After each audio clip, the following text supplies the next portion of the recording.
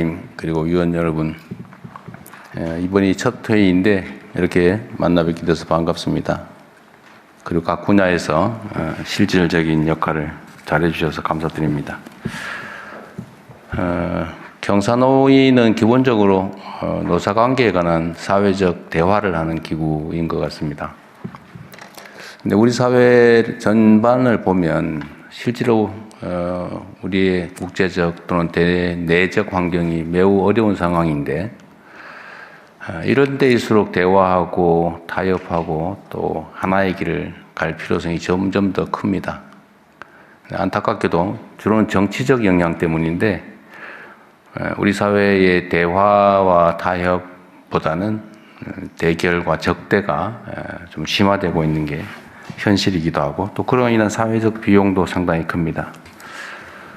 국정을 총괄하는 대통령 입장에서 언제나 매우 안타깝게 생각하는 부분입니다. 가능하면 대화하고 또 서로 공존하고 상대를 인정하고 또 그 속에서 모두가 함께 발전하는 길을 찾아가야 된다고 생각하고 있고, 그게 아마도 통합의 가장 큰 가치가 아닐까 그렇게 생각합니다. 제가 느끼는 문제의 핵심은 그런 겁니다. 사회 구성원 또는 그 사회 집단 간에는 독특한 요소도 있고 또 각자의 입장이라고 하는 게 있습니다. 또 각자의 이익을 극대화하는 게 또 당연한 이치이기도 하죠. 그런데 가급적이면 서로에게 힘이 되는, 서로 협력하는 그런 관계가 바람직합니다. 또 한편으로 보면 사실 대화하고 상대를 인정하고 협력한다고 하는 게 매우 번잡하고 시간 걸리고 어려운 일이기도 하죠.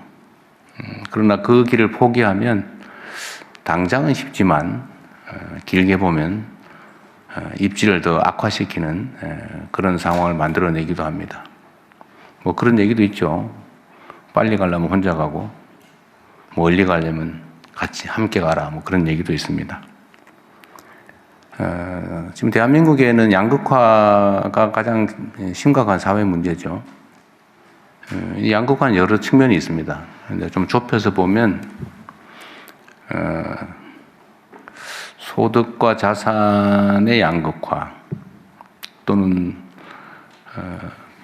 노동자 내부의 또 양극화, 또 기업 내에도 또 양극화가 있죠.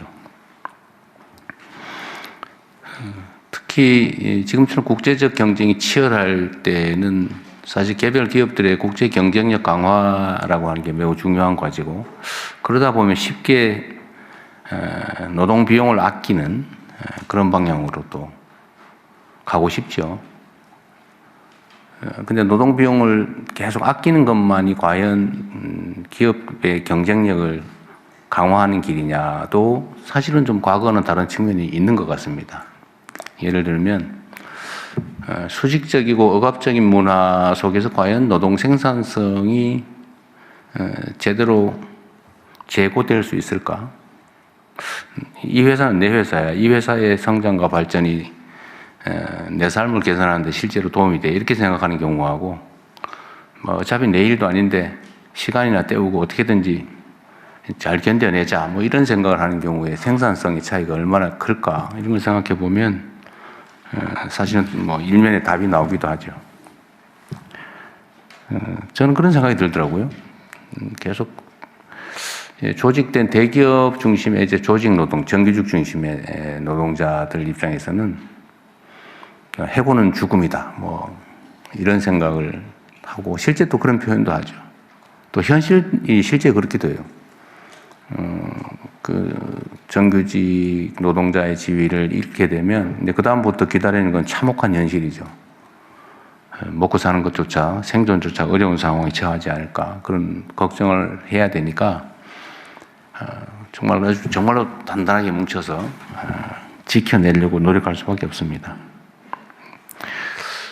또 그러니까 또 기업 입장에서는 이게 정규직으로 뽑아놓으면 이제 그 다음부터는 꼼짝 못하고 어떤 상황이 돼도 유연하게 상황에 대응하기가 어려운 그런 상황을 겪게 되니까 아예 정규직으로 아예 안 뽑는 거죠.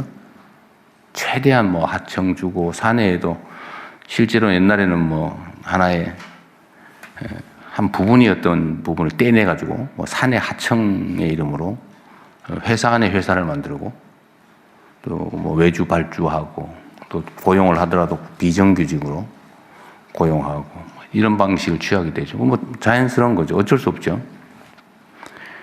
그러니까 점점 나빠지는 거예요. 그러니까 정규직은 최대한 안 뽑으려고 하게 되고요. 또 정규직 입장에서 한번 정규직 지위를 잃으면 다시는 정규직 되기가 어려우니까 막 극단적으로 싸울 수밖에 없죠.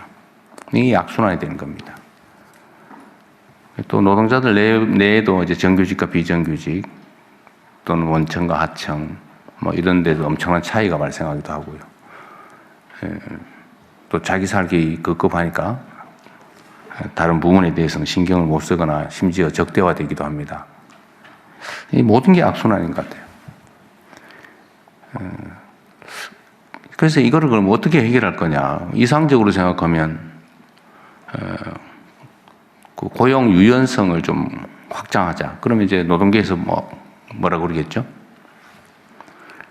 그러나 만약에 고용 유연성을 확보하는 게 부담이 되긴 하지만, 그러나 사회 안전망을 튼튼하게 갖추고 또 예를 들면 기업 입장에서도 유연성이 확보되는 대신에 또 안정적인 정규직 일자리를 또 늘리는 방향으로 갈 수도 있겠죠.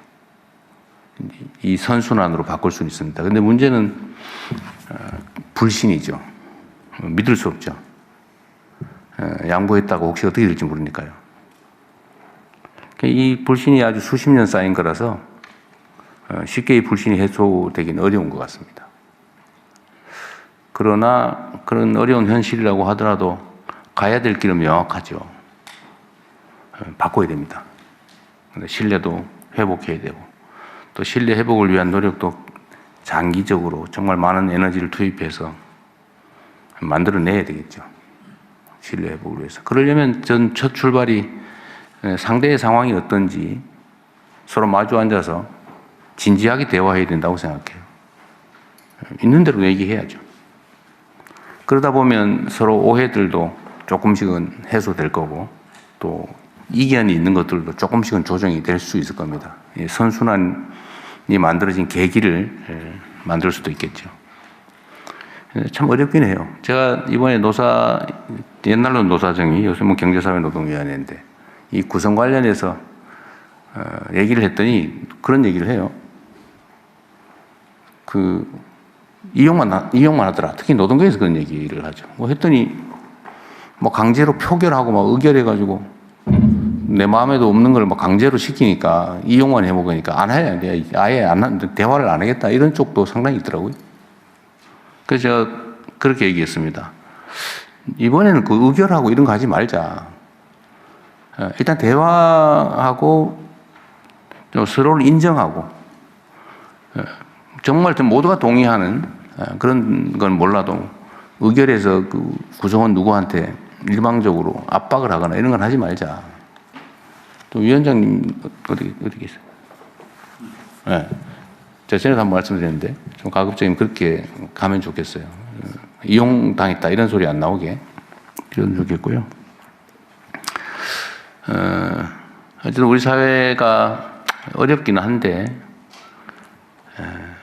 또 이 단기적으로 정권 교체가 일어나니까 길게 얘기하기는 어렵긴 하지만 그럼에도 불구하고 어쨌든 긴 목표를 가지고 우리 북유럽에서 실제로 사회적인 대타협을 통해서 새로운 단계로 나아갔지 않습니까? 그거 상당히 오래 걸렸더라고요.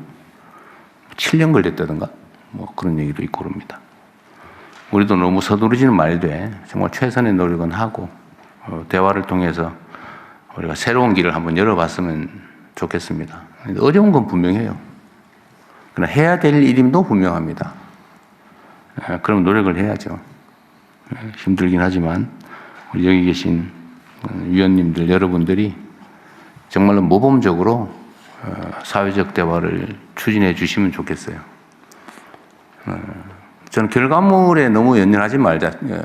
초기에 그리고 신뢰를 회복하는 것만 해도 큰 성과다. 지속적으로 대화할 수 있다는 거, 그리고 할 말을 다 할 수 있다는 거. 그것만 해도 저는 매우 소중한 성과라고 생각합니다. 오늘은 첫 회의인데, 어쨌든 서로 비공개적으로 회의들 몇 번 하셨죠? 처음인가요? 아닙니다. 몇 번 하셨죠? 어쨌든 잘 해왔을 거라고 믿고, 어쨌든 많은 국민들께서도 기대를 가지고 지켜보고 계시니까 책임감을 가지고 최선을 다해 주시길 부탁드립니다. 네, 고맙습니다. 말씀 감사합니다. 오늘의 주제 토론에 앞서 김지형 경제사회노동위원회 위원